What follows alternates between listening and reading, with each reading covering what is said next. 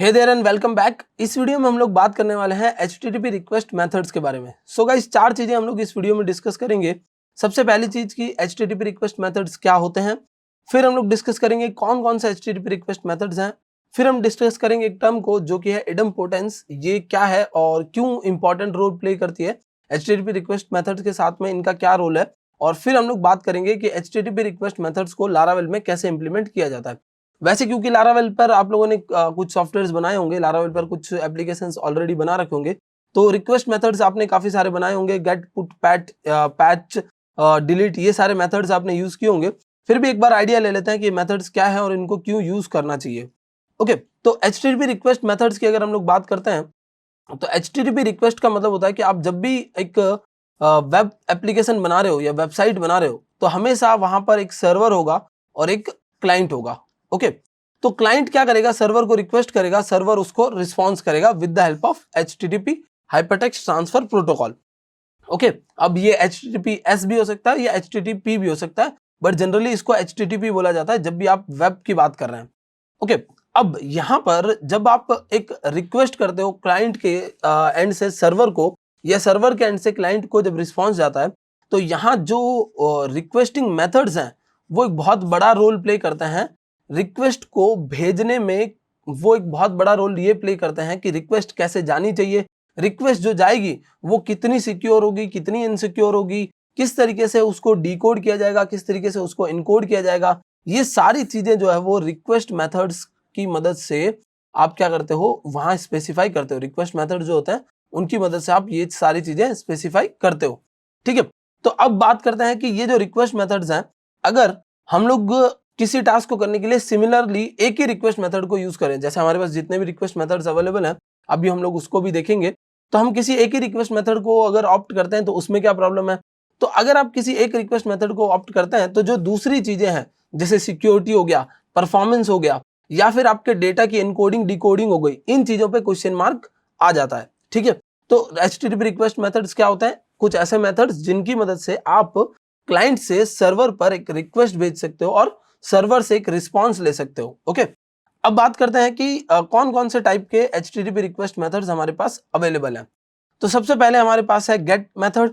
Okay, get method जो है वो रिप्रेजेंटेशनल स्टेट ट्रांसफर, क्योंकि रेस्टफुल एपीआईज पढ़ रहे हैं, तो जो भी डेटा आपको रिप्रेजेंट करना है, जो भी डेटा आपको सिर्फ भेजना है या रिट्राइव करना है, जैसे अगर मैं बात करता हूं कि किसी यूजर ने रिक्वेस्ट किया कि वो अपनी प्रोफाइल अपडेट करना चाहता है, ठीक है, तो अपडेट करने के टाइम पे वो क्या करेगा, यूजर सबसे पहले अपना करंट जो भी डेटा है, जो भी उसका करंटली डेटा है वो मांगेगा।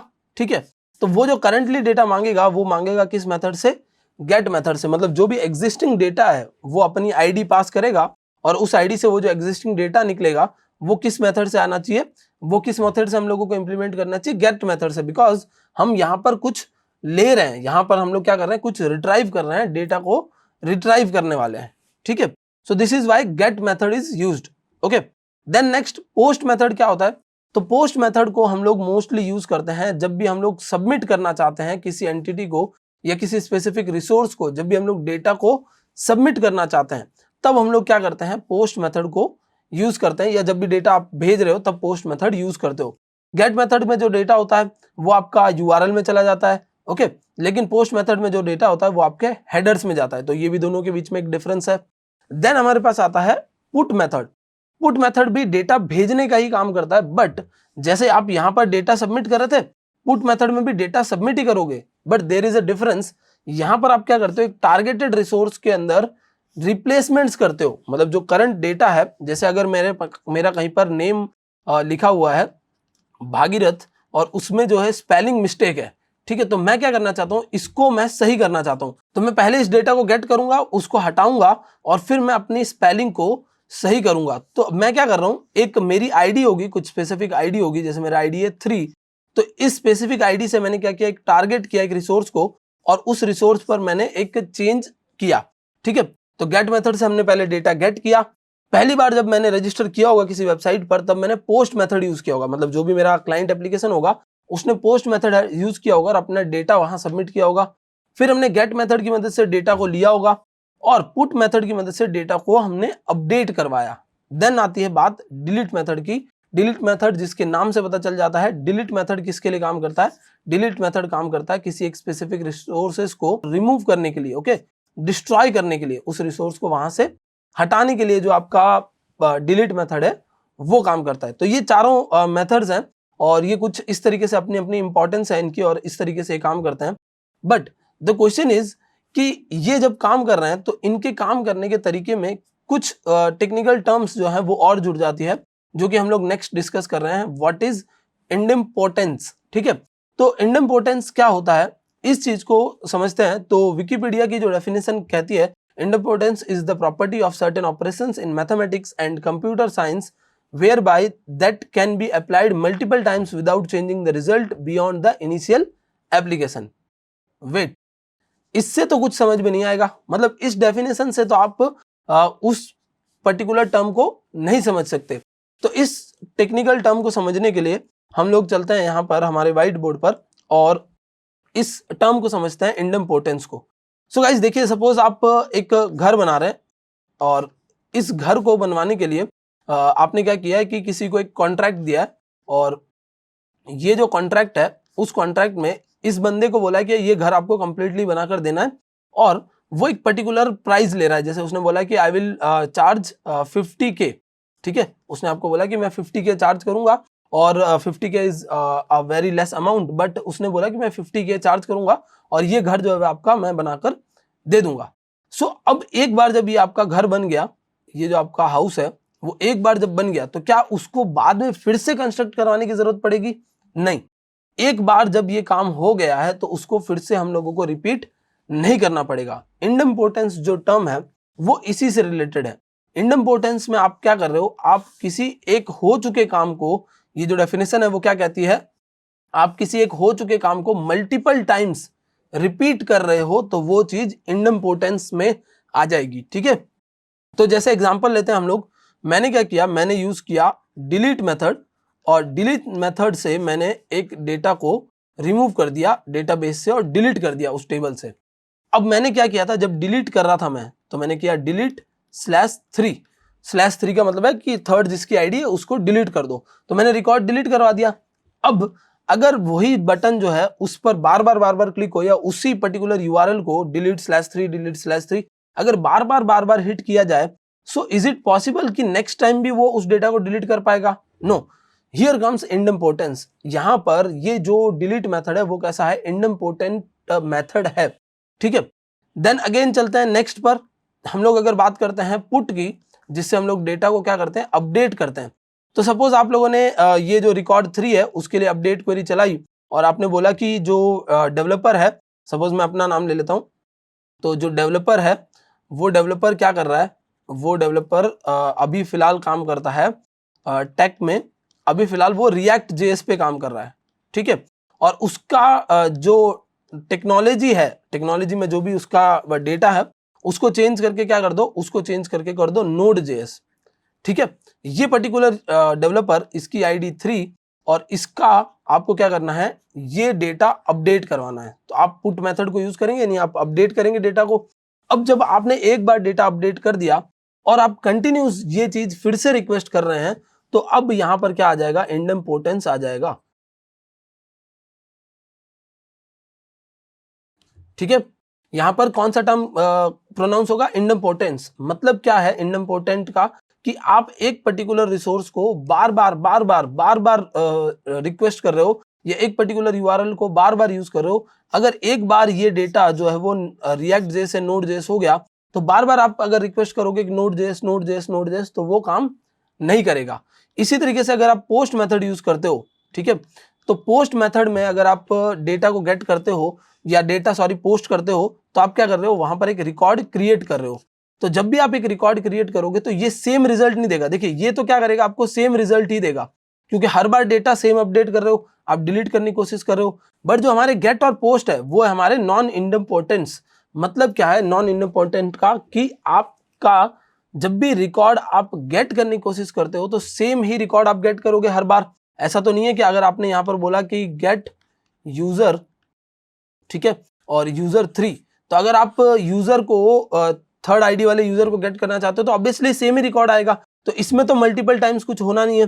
और अगर आप यहाँ पर कुछ डेटा क्रिएट करते हो और आप मल्टीपल टाइम्स इस रिक्वेस्ट को हिट करते हो तो क्या होगा, हर बार एक नया रिसोर्स बन जाएगा, हर बार एक नया रिकॉर्ड बन जाएगा। तो ये जो दो डेटा है वो किस में आ जाते हैं, ये जो दो मेथड्स है वो इंडम्पोर्टेंट मेथड है और ये नॉन इंडम्पोर्टेंट मेथड है। मतलब कि ये क्या करते हैं, सेम टास्क को मल्टीपल टाइम्स करवाते हैं और ये जो है वो सेम टास्क को मल्टीपल टाइम्स नहीं करवाते हैं। तो पुट भी डेटा लेके जा सकता है और पोस्ट भी लेके जा सकता है, but we have to choose wisely कि अगर हम लोगों को रिकॉर्ड क्रिएट करना है, हम लोग क्या करते हैं, यहाँ पर कर्ड ऑपरेशंस करते हैं। कर्ड में क्रिएट, रीड, अपडेट, डिलीट होता है। तो जब भी आपको डिलीट करना है तो आप क्या करोगे, डिलीट मेथड यूज करोगे। जब भी आपको पुट करना है तो आप क्या, या जब भी आपको अपडेट करना है तो आप पुट यूज करोगे। जब भी आपको पोस्ट करना है या क्रिएट करना है डेटा तो आप ये पोस्ट मेथड यूज करोगे, और जब भी रीड करना है तो आप गेट मेथड यूज करोगे। तो इस तरीके से हम लोग क्या करते हैं, मेथड्स को डिस्ट्रीब्यूट करते हैं। सो ये तो बात हो गई कि इंडम्पोर्टेंट क्या होता है। ये टर्म आपको कई बार सुनने मिल सकता है कहीं, इसलिए मैंने आपको समझा दिया कि एक बार जो काम हो चुका है उसको बार बार रिपीट ना करवाना, या बार बार अगर रिपीट करवाया जाए तो वो क्या हो गया, एक इंडम्पोर्टेंट काम हो गया। मतलब ऐसा काम जिसको रिपीट करवाने की जरूरत नहीं थी बट करवाया जा रहा है। मतलब एक पर्टिकुलर रिकॉर्ड अगर डिलीट हो चुका है, फिर से उसको बार बार डिलीट करने की कोशिश करना, या एक पर्टिकुलर रिकॉर्ड कोई अपडेट हो चुका है तो उसको बार बार अपडेट करने की कोशिश करना, ये किस टर्म में आ जाता है, ये आ जाता है इंडम्पोर्टेंट टास्क या इंडम्पोर्टेंसी। यहां पर आप क्या कर रहे हो, रिपीट कर रहे हो चीजों को। Now let's come to the next point कि हम लोगों को जो लारावेल के अंदर अगर ये सारे मेथड्स इंप्लीमेंट करने हैं तो कैसे यूज कर सकते हैं। तो जो हमने एक लास्ट वीडियो में प्रोजेक्ट डाउनलोड किया था उसी प्रोजेक्ट पे चलते हैं। ओके, यहाँ पर आ जाते हैं htdocs में, और htdocs में हमारा वो जो प्रोजेक्ट था उसी को ओपन कर लेता हूँ। ये डेमो नाम से हमारा प्रोजेक्ट है, और यहाँ पर मैं क्या करूँगा, यहाँ क्लिक करके यहाँ लिखेंगे हम लोग cmd, तो ये कमांड प्रॉम्प्ट ओपन हो जाएगा। और फिर यहाँ आपको लिखना है कोड स्पेस डॉट, तो इससे ये जो आपका पूरा प्रोजेक्ट है वो आपके VS कोड में आ जाएगा। और फिर हम लोग क्या करेंगे, हम इसको क्लोज कर देंगे, बिकॉज VS कोड में इंटीग्रेटेड टर्मिनल होता है, तो VS कोड के टर्मिनल को यूज करेंगे। क्लिक हियर, न्यू टर्मिनल, यहाँ पर आना है आपको टर्मिनल में और आपको लिखना है PHP आर्टिसन एंड सर्व।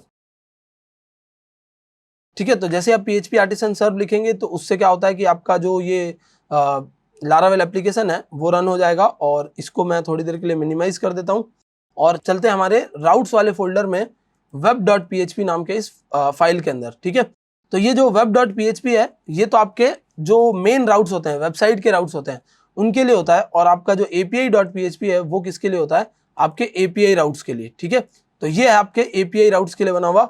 और हम यहाँ पर एक सिंपल सी गेट API बनाते हैं। तो ये मैंने गेट API बनाई और मैंने लिखा स्लैश एंड यूजर, और यहाँ पर हम लोग एक फंक्शन बना देते हैं। और इस फंक्शन में मैं यहाँ रिटर्न कर देता हूँ, रिटर्न ओके हेलो वर्ल्ड।